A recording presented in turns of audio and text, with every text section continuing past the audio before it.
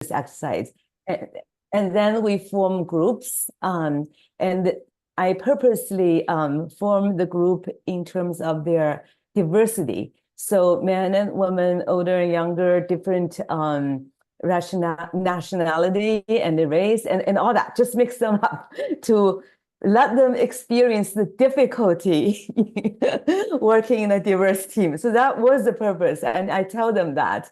But through this exercise, I think that helps to solve a lot of issues, potential issues that might emerge later. So for example, in my early years, we didn't have this tool. I also formed this very diverse group. And sometimes my students will come to my office and say, hey, I observed that some of my teammates, their behavior is just like so weird, I remember one American student, and he was in a group with a German student and 3 students from Korea, which was the LG group. Jean, you know that, right? And he observed that the 3 students from the LG group, they have different seniority in the company. So the more senior person would actually just ask the junior people to do all the homework, and he was like, oh my God, what was that? And also the Korean, the LG group students were not happy about one female student from Germany because she talks so much and she's always like very dominant, and it was like, what is this? So all this, and later I thought, oh my God, if we do this exercise earlier, before they actually start to work together, that would help a lot. And I find that was that is the truth, that to be true. So now I'm very happy. They do this, they discuss their differences from their communication style, which is a very neutral kind of way of introducing diversity. And then they start to sort of disclose themselves, like, how come I'm so direct, for example, I'm not aggressive, I'm not trying to to make you feel bad. It's just like the way I raise up, or like my socialization process, and why some group members are so quiet and they don't talk a lot. It doesn't mean that they don't have any things to share. It's just their communication style that is not very straightforward, or things like that. So that helped a lot to at least avoid making wrong attributions about a person's communication style. Okay, so with that, I guess I'll go to my slide and go through some of the things that I prepared, like the introduction and stuff. And then I ask you to sort of share your homework a little bit, and then your personal experience with the instrument and how you want to use it, and what difficulties that you might think you would encounter, and so on. Okay, so can you all see my slide? Yes. All right. Okay, excellent. So this is the agenda for today. Introduction, we did that, and I will talk about some core concepts from our research work, and we'll do a homework review, and then we will put your icEdge profile and that information into use by discussing a case study called Paul and Maria. Did I see it here? Okay, anyway, that will be the main content. And then we'll talk about next session and how you can use this icEdge administrator interface for your use in training students or coaching your clients, and so on and so forth. All right. Okay, I need to click this too. Okay. So what is icEdge? These are the questions, like very basic questions. You guys already know icEdge is the Intercultural Communication Edge, and it's a 97-item survey. And the second question after this session, you should be able to answer is, how do you define context dependence in communication? And what are the 4 underlying dimensions, like the 4 domains, right? And does icEdge measure a cultural value or cultural norm? Like, do you have an answer at this moment, or afterwards, like you find it yourself correct or wrong? And then what are the 3 levels of feedback in the icEdge profile? So these are the general questions. Some of you have been in my session, you're probably familiar with this picture. So our work actually was based on Edward Hall's foundational work in culture and communication. So he published these 4 books discussing what communication is and what is that with the relationship with culture. And his definition is culture is communication and communication is culture. Basically, it means that the way you communicate actually reflects what kind of cultural values you endorse, or you not necessarily endorse, like sometimes it's unconscious, like this is the way you brought up.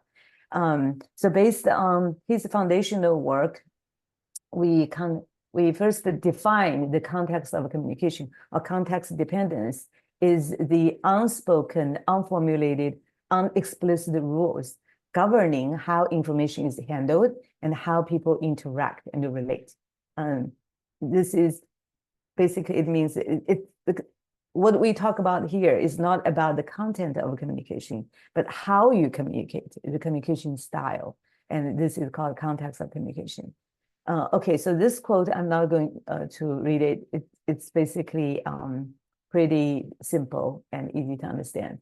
So in the communication literature, especially cross-cultural communication literature, this is a concept that we talk about a lot. That is a high context communication versus a low context communication. It was also from Edward Hall, and this is his definition. A high context communication or message is one in which most of the information is either in the physical context or internalized in the person, while very little is in the coded, explicit, transmitted part of the message. So as you can imagine, this coded, explicit, transmitted part of the message is the words that we use in verbal communication, or the words we use in written communication. And high context communication means we use very little of these things, like explicit words, but use other things that are embedded in the context to communicate our meaning. And low context communication is just the opposite. Everything we wanted to convey is vested in the explicit code, that is written or verbal message or words. Okay, and if you have any questions at any moment, please feel free to raise your hands. So what we are going to focus on here is to unpack the notion of context. So what is context? It has like everything, right? So my partners, Nancy Buchan, Wendy Adair, and I, and we have been studying this for more than 10 years. We think we were successful in unpacking the context of communication, which we say actually has 4 components. So the first component is the message context. That is your, in the icEdge profile, it's called message style. That is whether you're a direct, indirect, or implicit or explicit communicator. The second one is the relationship context. That is to what extent you will rely on, or you take the cues from the relationship you have with the other party to choose the words and also demeanor in communication. And the third one is called the time context. That is the extent to which you rely on the time component to convey your meaning. Okay, I'll do a little bit more explanation later on. The fourth one is the space context. That is what we call the sensory style. How far do you stand between you and your partner when you communicate? And how close, right? Do you have eye contact, your body language, and your tone of voice, and so on and so forth. Okay, so very quickly, the message context basically is about the message style, direct, explicit, or indirect, implicit. If it's a direct communication, everything is said, right? Whatever you mean is you use words to convey them. But if it's an indirect communication, then a lot of times the bulk of information is often in the way a message is conveyed or in what was not said. So in this case, the listener often has to take a more active role to understand and interpret the message. And the interactions rely on internal cues, such as gut feelings or emotions, to guide behavior. And oftentimes, ambiguity in communication is a means of avoiding conflict or disagreement. So these are the components we included in the icEdge survey. As when you answer the questions, these were the ones that were included. And by the way, this survey was based on thousands of data points, and we collected not only in the United States, but also in China and in Chile. So, the paper about how the scale was developed was also published in Academy of Management Discoveries. So very good psychometric properties about the scale and so on. Okay, the second context is called the relationship context. It's about whether the relationship is more like transactional or social emotional. So that is, during communication, do you think about like the length of relationship and amount of trust you have between you and the other person, and then adjust the way you communicate on? And also, to what extent you pay attention to the status kind of element in your communication, and face-saving mechanisms. So, I choose not to directly criticize someone because I don't want to make them lose face. So you use more indirect way of communication, and the degree to which work and personal lives are separate from one another, and finally, truth-bending. So these were the elements that were included in the survey. And for the time context, mainly it's about clock time, event time, linear time, nonlinear time. So we included deadlines on waiting, interruptions, schedules, and multitasking or serial processing in the items that you completed to kind of to draw your personal profile on that particular dimension. And then the space context has a lot of things because it's not just space, distance, but also include auditory and sensory. So we have like touching, whether you face each other when you talk to one another, and how do you use interactions, or how do you interpret interruptions or overlap or silence? There are a lot of differences in different countries or different regions, and the degree of dramatic conversation, to what extent we use like a lot, very expressive versus very reserved, and the degree of loudness, physical close interactions in conversation. So these were the main items or dimensions that were included in the survey. Okay, so this is sort of a little bit of theoretical, definitional kind of part of the of this lecture or training. And in the future, we actually want to just use the videos to introduce these concepts. So when you train your clients, you can ask them to watch the video before your session. So that would save a lot of time and also have like a more standardized way of introducing the constructs. I think we already have videos, Jeff, right? Yes, in fact, we did assign those to this. Yes. Okay, so if you have already watched it, and hopefully this reinforce the impression. So now the core concepts quiz. How do you define context dependence, and what are the 4 underlying dimensions? Okay, I already have answers here.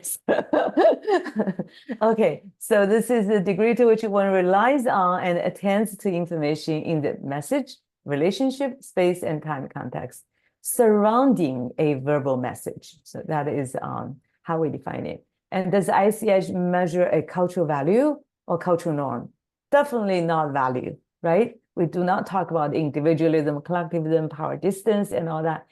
So this is more a cultural norm, but not necessarily at the cultural level, because it's a communication norm. It's more about individual communication style, because we know within the same country, with the same community, people have individual differences. So it's always like a, we call it the bell curve kind of distribution, right? Just like the mean is such that, okay, on average, people in this group, they communicate in a more indirect way or direct way. All right, so it's more about individual communication style. And then the 3 levels of feedback in the icEdge profile. You got your profile. So when you look at the, the circles from the first picture to the next, you notice that the level 1 is your communication style in a sort of glance, right? The circle and the four domains, and you have your score. And then the next one is your communication characteristics. And then the third one is behaviors and attitudes. Okay, so now, so you did this exercise, and actually I read all your homework yesterday. I thought you did a great job, especially most people did a wonderful job describing what the sort of, strength they have in terms of their communication style and maybe challenges, and they told their own stories. So I learned quite a bit about you, and so that's why I'm very excited to meet you. And maybe you can share a little bit about your responses to these questions. So the first one is, which aspects of your communication style might be helpful when working on a diverse team, right? And what might be a challenge, and any questions for homework. And this is what you will be doing with your clients as well. So maybe one thing I can do is to just ask someone to share their responses. And during that time, we can discuss, any questions you had with these questions, or about the icEdge, the test itself, assessment. How about, so I put some stars on some of your homework. So either Erin, Lauren, or Michelle, if you would like to share, who would volunteer? Volunteer. Since I have a direct and expressive style, and I jump in a lot, and I tend to interrupt as a means of communicating that I'm interested. I think, the overarching tone going through this while starting a new organization was really interesting for me, because I'm reflecting upon how I'm new to so many people, having been in an organization for 17 years. So one of the things that stood out the most, maybe I'll just jump in on my relationship style, because I noted, and this was interesting in the questions, I rely on long-term relationships.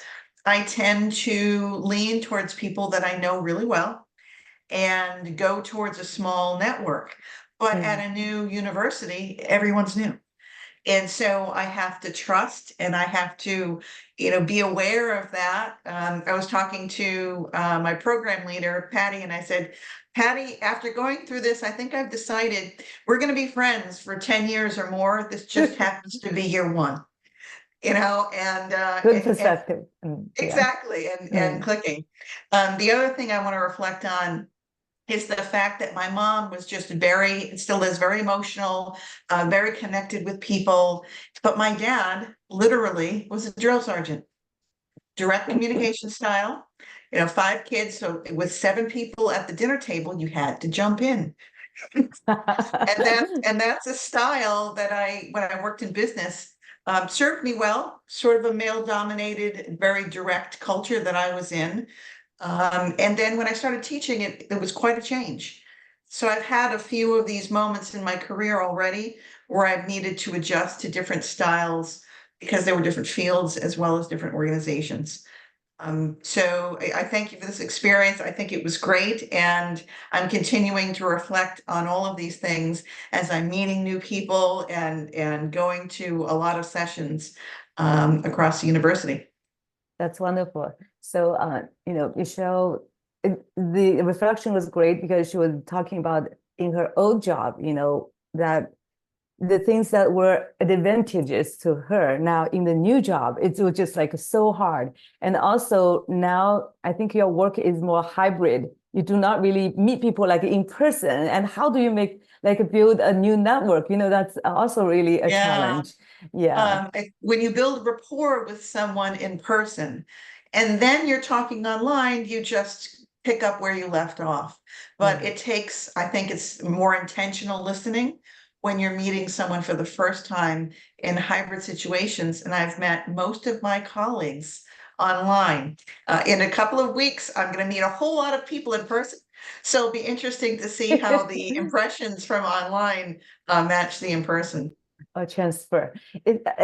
For me, the interesting thing is that when online, we are all sort of same height. When I meet this new person, I was like, oh my God, you're so tall. Or like that was like normally like a shock to me. Anyway, I hope you have fun and well prepared. And how about Erin? Do you want to share yours? I think we only have time for just 2 people. Okay. So I guess when I went through this homework again, it was that curiosity about the interplay between nurture versus nature.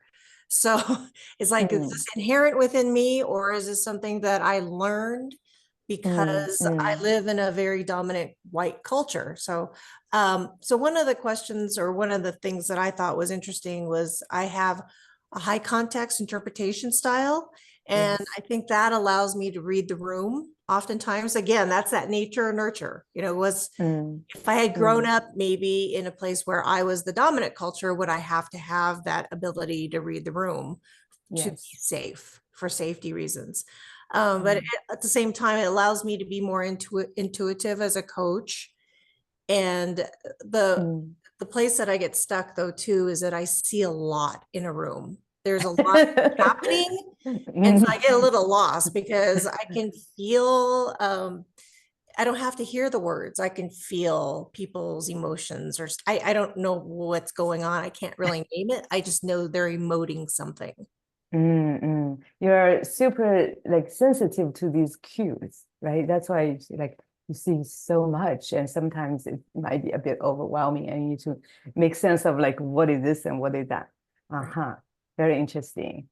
And I thought the thing that you shared maybe last time was also interesting. That is when you joined the group discussion and the other people were all talking and you just didn't understand what's going on. And you were just totally shut off. I thought that was interesting. That was it was after class was done, this class was done, and it was in a different program. And I actually went through a lot of pain processing all this, because I got lost. There was an interactive activity with 4 other people, and everybody was just saying all these things, and I froze.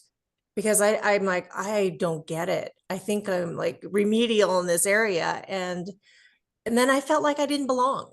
So all that kind of I just started to kind of spiral down, and it got really quiet. But it took me a couple of weeks to process it. It was very painful. Wow. So I was wondering why at the time you just hey guys, what are you talking about? Can you explain to me? Could you just say that? You couldn't. I did interject a couple times, and then the leader, the one person that actually is a part, that led the program, not relevant. He would, the couple things that I would say, he was not relevant. So oh my God. That made it even worse, that I totally don't get it. I see. Yeah. I see. So you did try, but received very cold response. That's the way I interpret it. So that's why I held back. Okay. Thank you. Yeah, thank you for sharing that. Or maybe Lauren, I also enjoy reading yours. Could you maybe, just share a little? I'm so glad to hear that you enjoyed reading mine. For context, all of you, I I started my reflection by saying, basically, I don't like these questions. And that was great. I have a pretty direct communication style as well, and I talked about all of that in here. But basically, what I talked about was how when I think about the aspects of my communication style that are going to be most helpful or pose the most challenges, I'm unable to answer that question until I have a sense of the larger context of the conversation I'm trying to have. And so I have worked with communication styles, and I've done a lot of my own self-awareness development. And so I found the assessment really interesting because it gave me some additional insight into my own style and my own approach, my own preferences.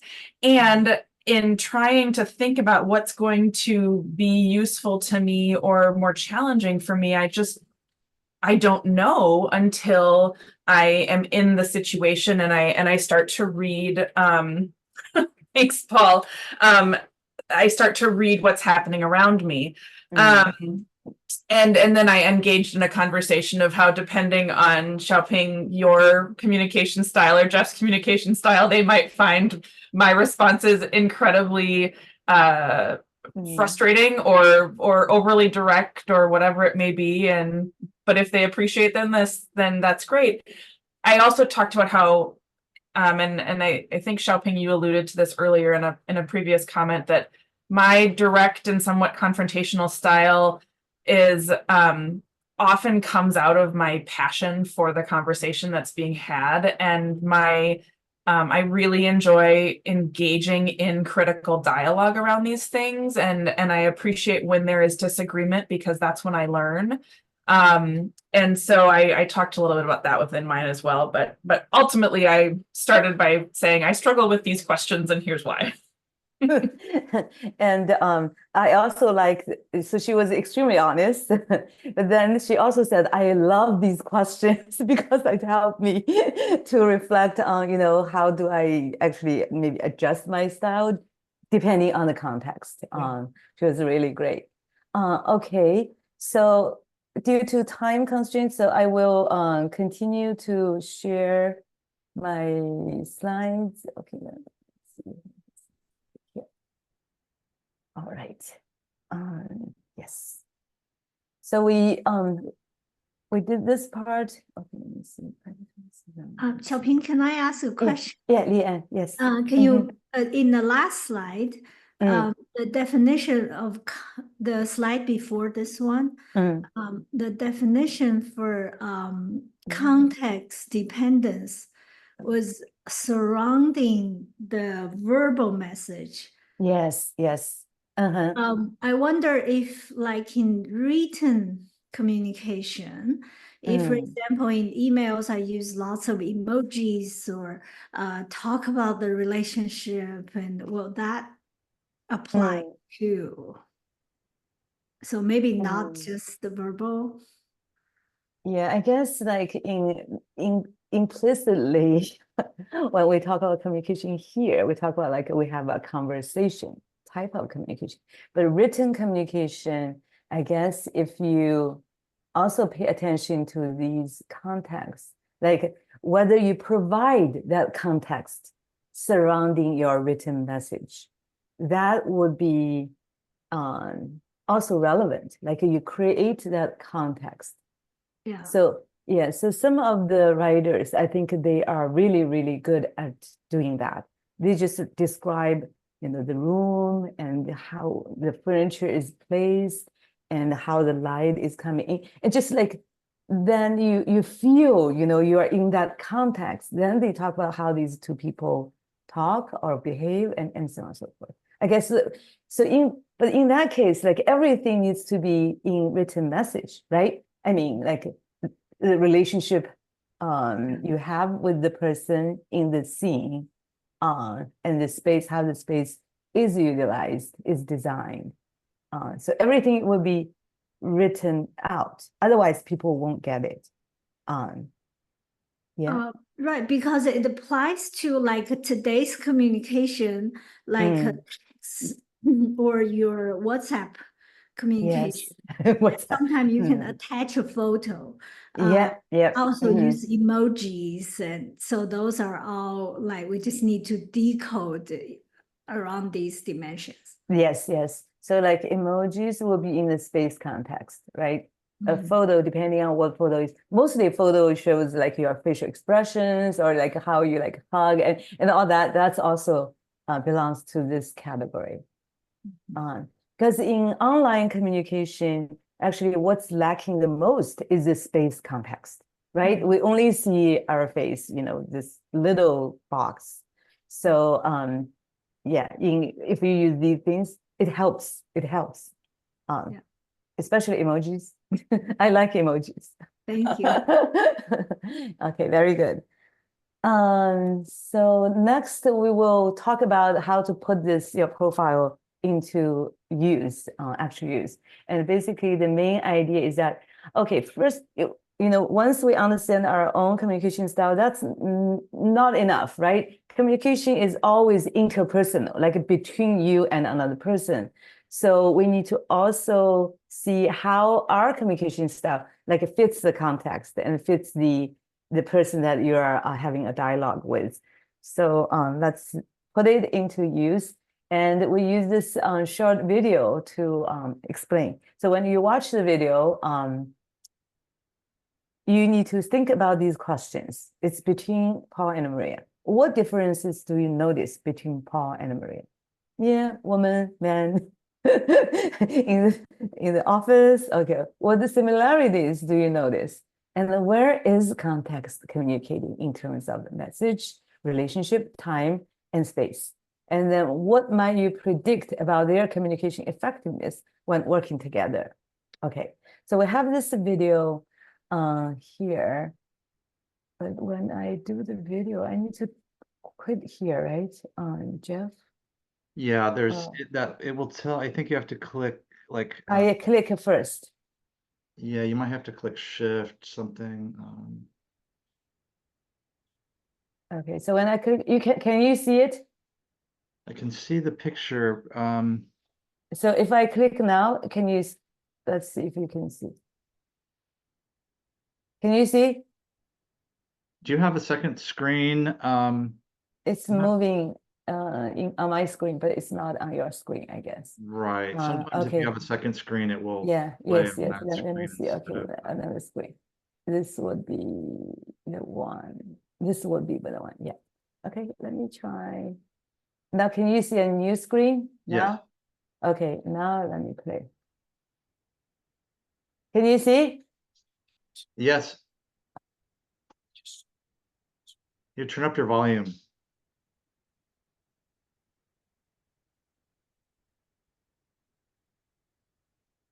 I can't hear it. Oh, sorry. Sorry. Let me get it back. Maybe I did not turn on the sound, right? Where do I turn on the sound? Okay, let's see.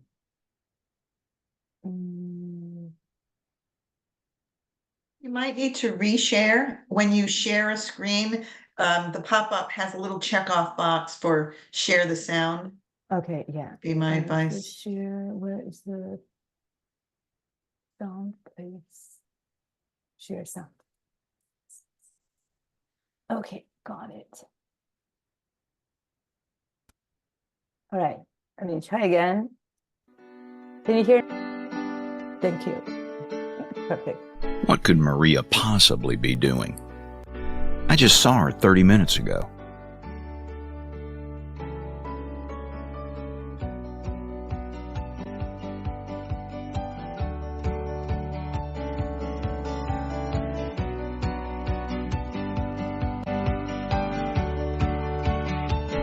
Good morning, Paul.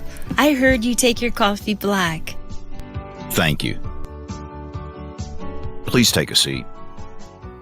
Shall we get down to business? Sure. I couldn't believe the line at the coffee shop just now. I bumped into Tina, who'll be working with us on this project, as you know. She's just fabulous. Would you like a croissant? I bought an extra one. I've been looking forward to getting to know you and discussing concepts and ideas for this project. Listen, Maria, I have another meeting at 10:30. We really need to divide these tasks and create a timeline. Have you looked over the project documents? Yes, I did. Tina and I are excited to brainstorm. Our deadline isn't until October 30th. Is this your son? Let me guess. Around 10 years old? I have a 10-year-old boy too. We're just in the process of finding a soccer league for him. Does your son play? Look, Maria, can we discuss that later? Given our project deadline, I think we need to move ahead. Okay, so this one is done. And we'll go back to the questions. What do you see the differences between these, Paul and Maria? Any observations you would like to share? And where is context communicating, right? In terms of message, in terms of relationship, time and space. Okay, you can raise your hand, or you can hear just me right talk. now? Yeah, Jean. Ah, Great. okay. Wow. What? Jean, hi. Perfect. Yay. Perfect. Yes. So I chuckle a little bit because obviously it was Maria and what was the other person's name? Paul. Paul is a lot more low context in his style of communication. And he's in all areas, I think. He he wants to start the meeting on time and end on time, and he's go, task oriented, where Maria is very relationship. And she's much more on the high context. She wants to get to know him. She wants to, deadline is far away. We don't need to worry about right now. Let's just get to know each other. Let's brainstorm. And so they really have a very different style of communications. And obviously it's clashing. Paul is definitely not happy. He wants to get the move on. Excellent. So Jean touched upon the message style, relationship style, and time style, and maybe also a little bit of space style. Very different, these two people. Any other observations, additional ones? Linda, what about you? Yeah, Linda, good to see you. She's my old friend. yeah, thank Very you. old friend. Thank you, Yeah. Xiao-ping. I think Paul didn't expect that the female employee is quite relationship oriented and looking into song and then looking into coffee, and then the female employee thought that maybe if we have very good relationship or in working relationship, then we can have very good project in the future.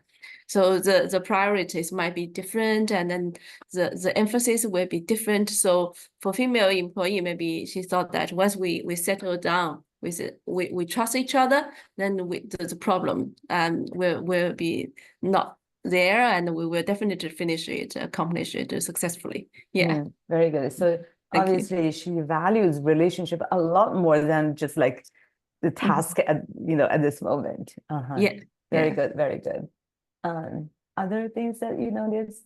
Just one thing that I also noticed is that I'm not sure, but maybe Paul was expecting that because Maria was pretty late, she'll apologize that sorry for being late and this is what happened, that's why I'm late or something. She did provide context but didn't apologize, which I think is very expected probably in business settings, that you have to say something when you're late. Yes. So that's something that I also noticed. Very good. I was just gonna say, with meetings, he said, I have a meeting at 10:30, so I think it was a 30-minute meeting. A lot of people I notice in all kinds of academia, business, wherever, have these 30-minute meetings, because at least in the US, because they want to, let's get it done, move on to the next thing. So there's no time for any of the conversation. So I guess it's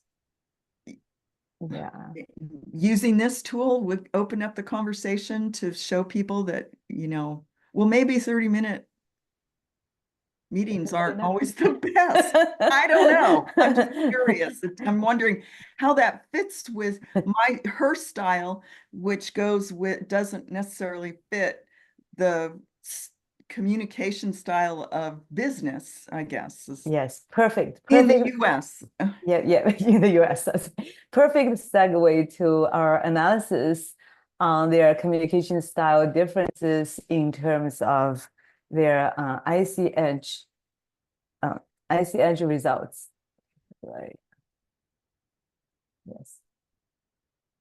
Oh, no. I don't want to show the video again. Sorry. I need to just go to the next page. Okay. No. Next page, Maybe please. stop sharing this one and start a new document. Stop. Yeah, I thought I did.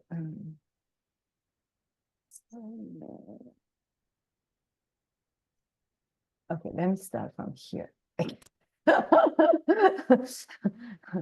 And then I just go to the page of Prime memory. Okay. Here. Yes. Okay, great. So now we can take a what? Well, it's here again. Bear with me. Okay, I need to get rid of it. Now, do you see the two circles? Yes. Okay. Open it. Hey, go back to here. Okay. All right. Yes. So now let's take a look at their profile, right? In terms of icEdge. So this is Paul. This is Maria. And just by looking at the two pictures, two profiles, as you can see, they are quite similar on message style, right? And they are not so different on relationship style, like on level 1. But obviously, they are very different on this time management style, 4.3 versus 2.2. And sensory style is also very different, 6.2 versus 3.6. Do you see that? Yes? So the first thing we try to identify is like, where are we similar to each other and where we are different? And then mostly, of course, we can talk about similarity, but more interesting, we want to like dig into the differences and see how different we are and where we are really different. So this is level 1. When you coach another person, you can compare yourself with that person, for example, or ask them to compare themselves with their friend or their spouse or their kids, and see how we're different or similar in terms of communication style.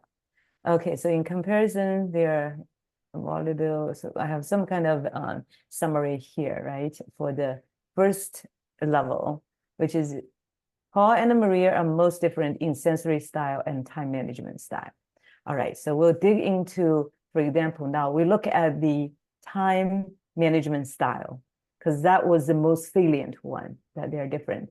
And in the time management style, there are several dimensions, right? One dimension is in terms of task structure. So if we look at the task structure, Paul is here, in the middle, and Maria is also middle, but to the right side. So, a little bit different, but not that different.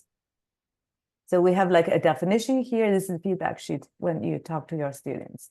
And then we have a sort of description of your time management style here. You is Paul, is pretty linear. And for Maria, it's more like a sequential, sometimes prefer sequential task completion, but sometimes not, like you can do several things at a time. Okay, so this is on task structure. And then the second dimension is sharing time, also related to time management style. So when we look at sharing time, it's pretty obvious. Paul is here, he has no intention to share any time with Maria during the meeting session. But Maria has a pretty, moderate orientation in terms of sharing time. So that one sort of, they are just not the same. Okay, so we have this definition, and description. And then we say, hey, when we compare you to, obviously Maria is more likely to allow interruptions during a meeting, but Paul is not, very strictly following the clock time. Okay, so for level 2, we can tell that you and your counterpart are most different in scheduling and sharing time, because the task structure was pretty similar. And you, is Paul, prefer strict adherence to clock time, but your counterpart prefers more flexible time, allowing for interruptions, relationship building, wiggle room around deadlines. Okay, so here, that was a question actually Patricia mentioned. So now you need a strategy to manage your differences in sharing time and scheduling. What are the consequences if no one adjusts, right? It will be like this, like Paul was not happy at all. And then Maria was like, oh, why are you pushing me? The deadline is like October 30th. If needed, who will adjust their style? Okay, so another question is in terms of sharing time, maybe can Paul schedule more time for meetings to allow for Maria's flexibility with clock time and interruptions?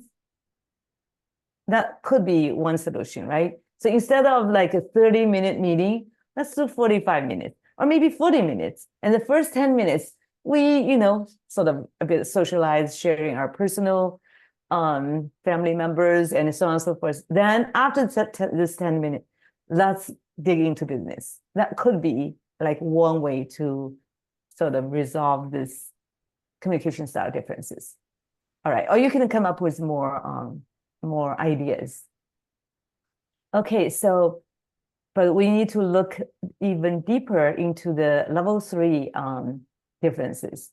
So in level 3, we can see in terms of scheduling itself, it has 2 items, right? One is about flexibility with schedule itself, and the other one is about flexibility with deadlines.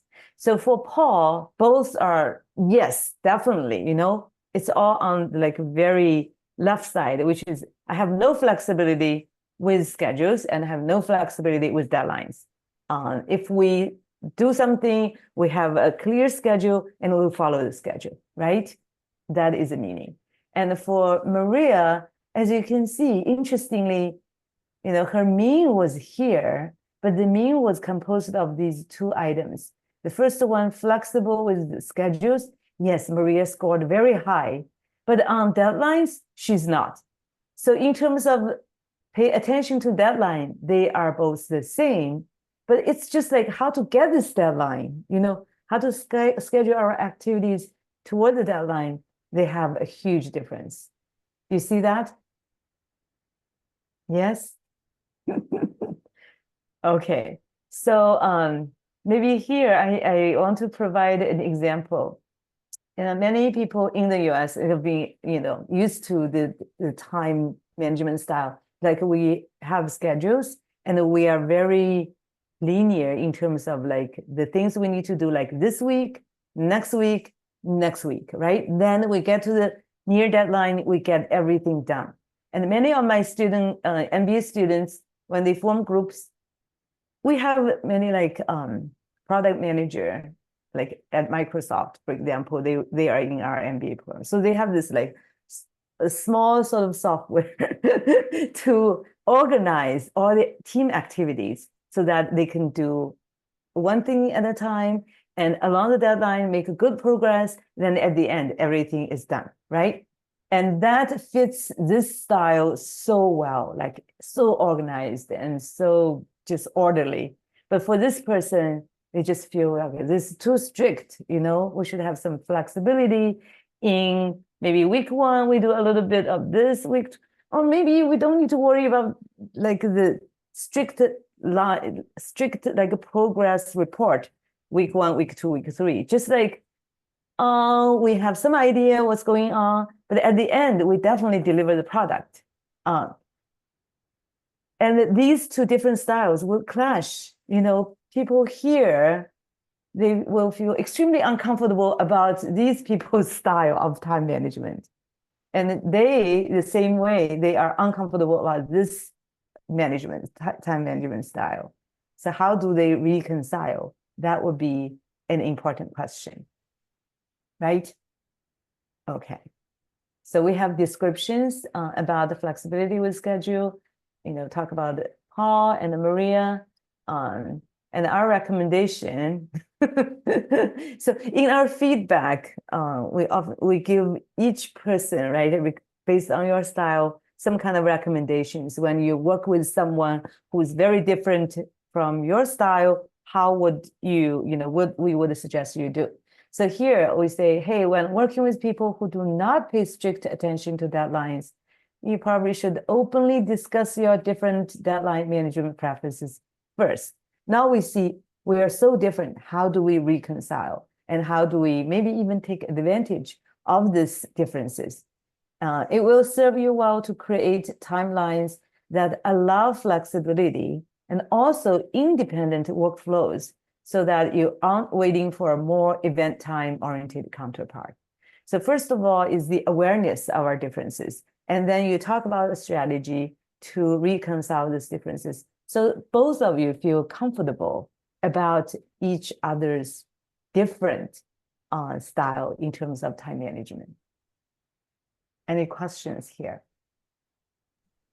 I have a question. Yeah, Patricia? Mm-hmm. So the event time. Yeah. Could you explain event time again a little more? I'm not clear. Yeah, so event time is, for example, we have a project, right? And the project has a deadline. For example, the deadline is in 1 month, and everything related to that project is sort of like, if you do not do one thing at a time, I mean, like 1 week we need to finish this part, and next week we need to finish this part, and the last week we combine everything together, we prepare the presentation and everything. If you're not like that, sometimes when you have time, you just do certain tasks that is related to this project. And when you have not an orderly schedule, but when another time, maybe this week you do like a lot because you have some good ideas and some time, and you do a lot. And next week you do nothing. But eventually you get it done. So that is the sort of event time construct. The clock time is like very, very strict. 1 week we do this, 1 week we do that. And that way we see linear progress on this project or like event. Then we get it done at the end. Does that make sense? So event time is kind of the opposite of clock time. To some extent, event time allows more flexibility in terms of scheduling your activities. Okay. Yeah. Yes. Okay. That's all right. So kind of the counterpart.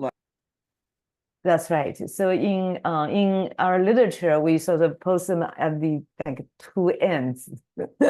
One is like clock time versus event time, something like that.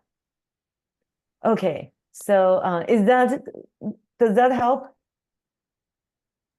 In terms of, I think so. So okay. It's event time to clock time is kind of like low context to high context. Yes, correct. That same idea. Yes, okay. yes. Thank you. Very good, very good. Excellent. So this is the third level sort of discussion and comparison. So our sort of summary for Paul and Maria case, level 3 is, although their time management styles are different, Paul and Maria both value meeting deadlines. So Paul can be more flexible with scheduling, accommodate Maria's more flexible relational time management style, and still rest assured that deadlines will be met. Work with Paul to plan how he can be more flexible with scheduling. So this is for the trainers, like if you're coaching Paul, right, from that perspective, you will need to come up with maybe some discussions and some plans so that he can be a more effective manager working with Maria. Yes. At this moment, if time allows, actually, I would like to schedule like a very short sort of exercise.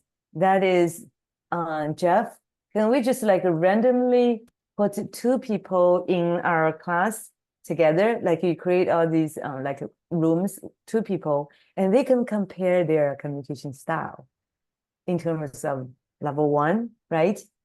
Then you identify which area you are most different. Then dig into that area and see level 2 differences and level 3 differences. Can we do that? Yes, except we only have 15 minutes on the but yeah, we can do that. I just want to save some time for sort of explaining what we're going to do, the assignment, which is working with their colleagues. So I need like 10 minutes. Okay. So yeah, you want to break up? How do you break up into teams? Are you breakout room? No. Let me ask our participants here. Are you interested in doing that now? That will be like a direct application of the Paul and Maria. No. Okay. So maybe to save time, we just do one level. You do one level, you identify the most different area, but then you dig into level 2 and level 3 because there are not so many dimensions, right? Otherwise, just level 1 is not enough because you don't know the details. Okay, maybe Jeff, you can make me the host. Do you know how to do the you know, this is Teresa. I also need to leave right at 2:30. I wonder if we could talk about the assignment next and then start the subgroup and for people who have to drop off right away. Okay. They'll know what to do. Is that okay? That's totally fine. Yeah. Okay. So let me just continue here. Yes. So this page says that as a trainer, you know, certified trainer, you can use all these resources that we have to work with your clients. Okay, so like for Paul and Maria, we have the text that students can read, a script students can act out, and we also have the video version and other things. Okay. So just wrap up pretty quickly on content dependence captures the different ways people rely on nonverbal information surrounding the message, relationship, space, and time when communicating with others. And in general, low context dependence equals to more direct and literal without adjusting messages for these different contexts and without sharing space or time with one's interlocutor. And in general, high context dependence means more indirect and implicit communication style and expecting listener to infer meaning and adjusting messages for relationships, sharing space and time with one's interlocutor and others within one's networks. So this is a very high level summary.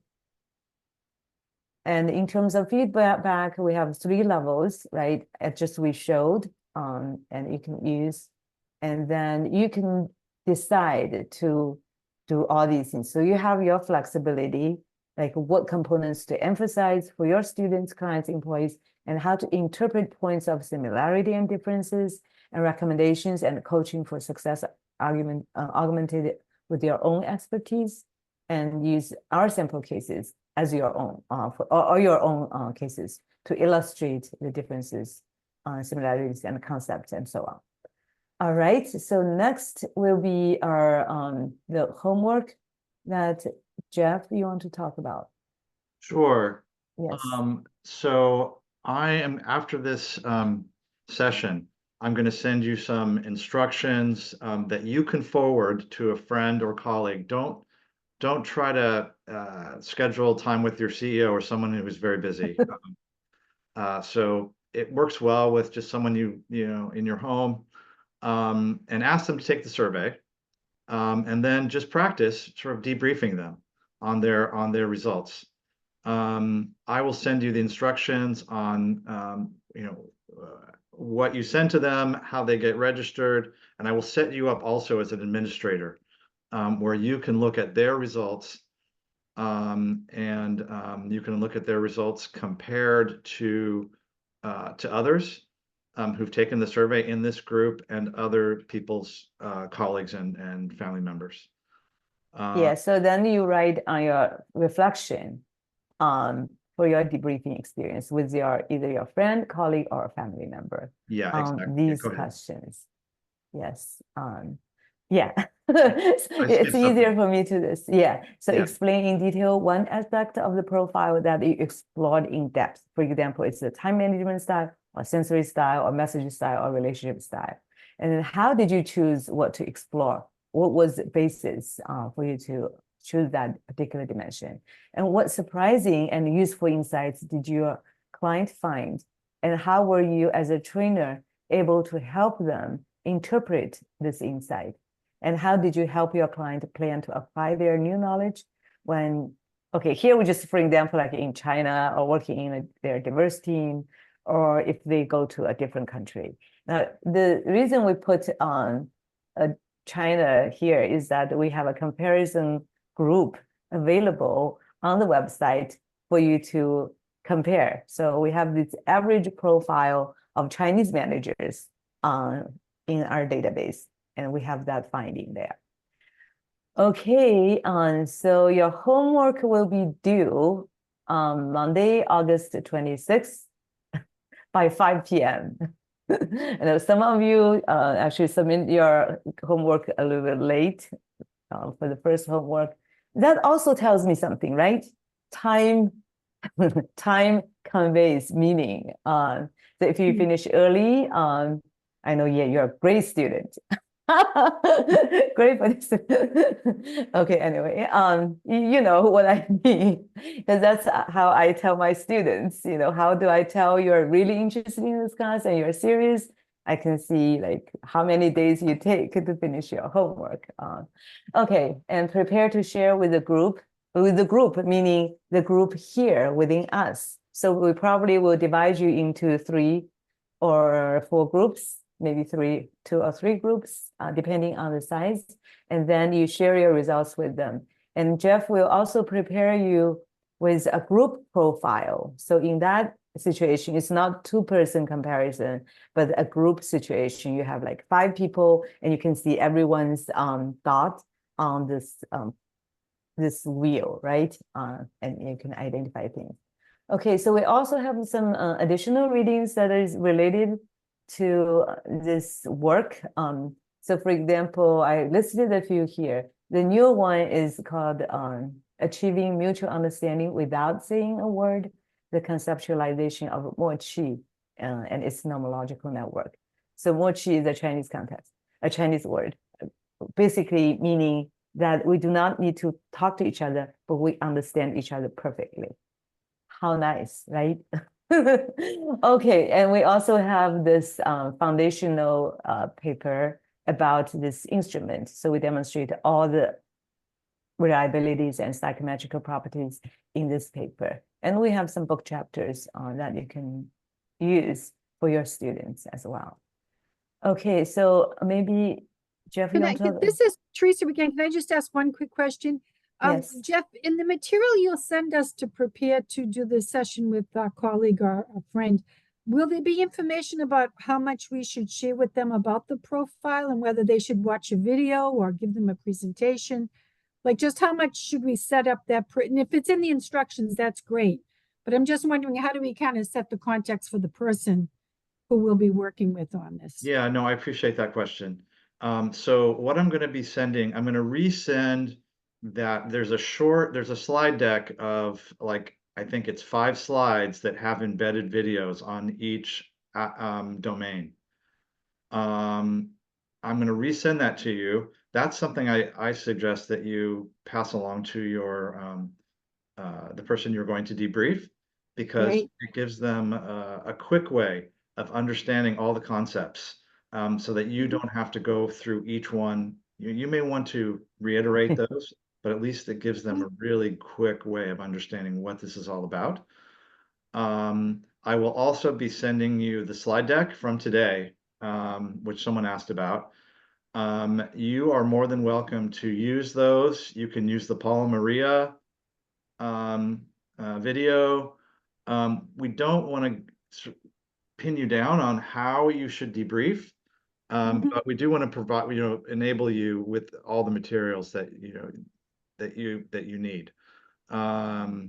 So I think those two are the primary tools, materials that that you can use. Great. That's very helpful. Thank you. Sure. Okay, great. So the last portion is the admin interface that Jeff will maybe go through pretty quickly. Yeah, it'll just take me yeah, 1 yeah. minute. Okay. Usually I have minus 10 seconds to do this, so it's great. I have a few extra. Okay, so logging into your account, yeah, that's easy. Now you will have the client name actually is until you start your own course, you will only have icEdge as a client name. So you will choose icEdge, and then the next slide, and then you'll have a list. I'm going to add a new group to this list. And I'll let you know what this is called. It's going to be a demo group. And that's where your client's results will end up. I will make you an administrator of that group. So when you click on that link there on the left, if you xiao-ping do the next slide, you'll see kind of what that looks like. You'll have a list of people. You will find your client, and then you will click on them, which click on download PDF, and that will download their results. Now what you're going to do here is underneath their name, there's a group you can choose. So you can either choose compare them to other members in the group, or I will enable Chinese managers. So you will just choose which comparison you want and then click download. And that way you'll see their dot compared to other dots. And I find it much more convenient to be able to talk about someone's results in comparison to others, as opposed to if you were just looking at only their results and compared to no one else. It's a little more difficult to talk through, in my opinion, kind of work through what that what that person should do, because you don't have a context to work from. So I definitely recommend choosing a group. I'll skip that. You don't need that. Okay, great. We went through everything. Yes, we did. There's a couple questions, this is a really important question, Heather. None of the students can only see their own results. As an instructor, it's not the ideal, it's not the real world, because in the real world you are one instructor with many students. In this situation there, you are all an instructor in the same group. But the students do not have access to other students' results, and they never do. The only person that can see the results are the instructors. And in this case, the 13 of you are instructors on this particular group. Does that answer the question, Heather?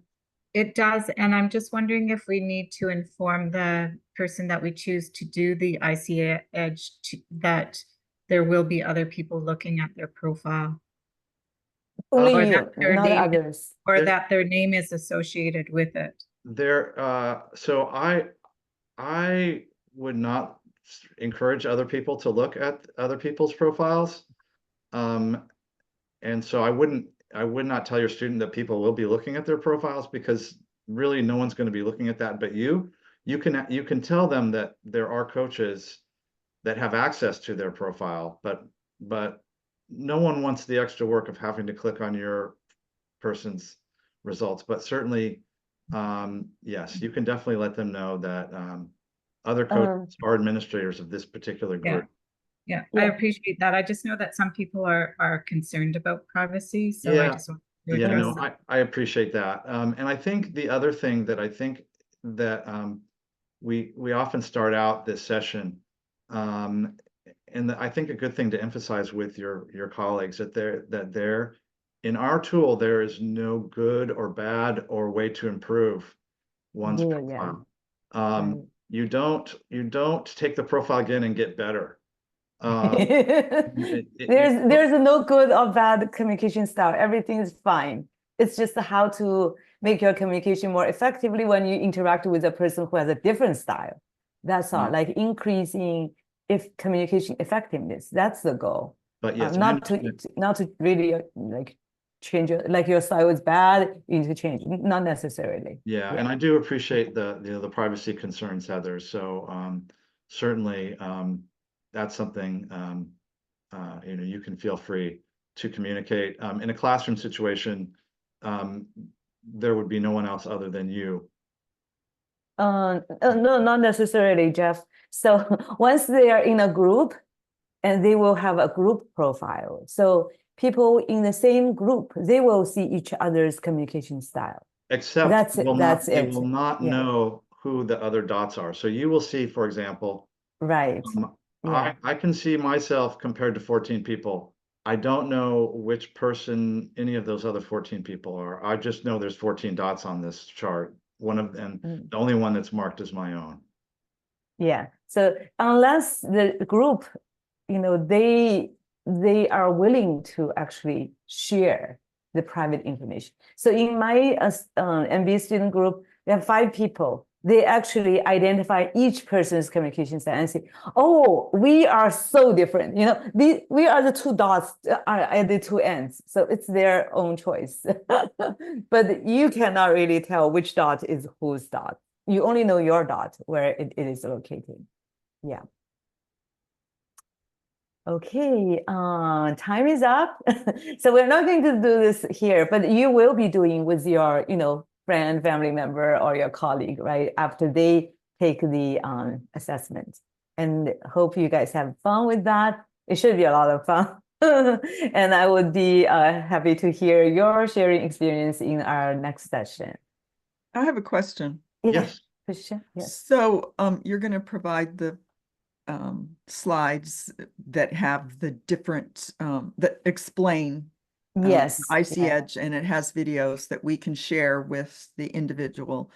So should we show that to them before they take the assessment or after?